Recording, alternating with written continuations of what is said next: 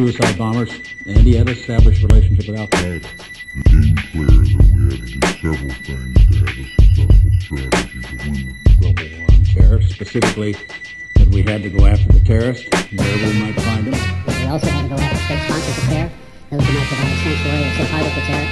And we also then finally had to stand up democracies in their stead afterwards, because that was the only way to guarantee that these states could not again become safe harbors for terror or for the development of deadly weapons.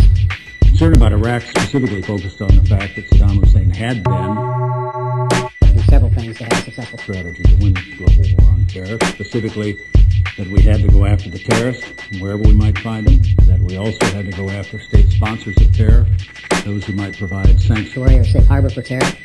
And we also then finally had to stand up democracies in their stead afterwards, because that was the only way to guarantee that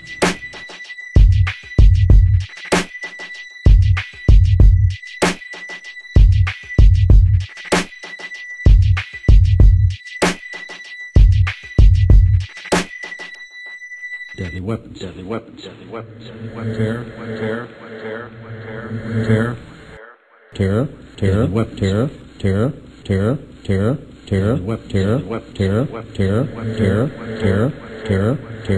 states would not again become safe harbors for terror. Development of deadly weapons.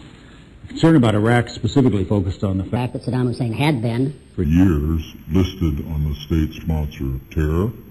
That he had established relationships with Abu Nidal, who operated out of Baghdad. He paid $25,000 to the families of suicide bombers, and he had established a relationship with Al-Qaeda. The effort that we mounted with respect to Iraq focused specifically on the possibility that this was the most likely nexus between the terrorists and weapons of mass destruction. The biggest threat we face today is the possibility of terrorists smuggling a nuclear weapon or a biological agent into one of our own cities and threatening the lives of hundreds of thousands of Americans. What we did in Iraq was exactly the right thing to do. If I had it to recommend all over again, I would recommend exactly the right same course of action. The world's far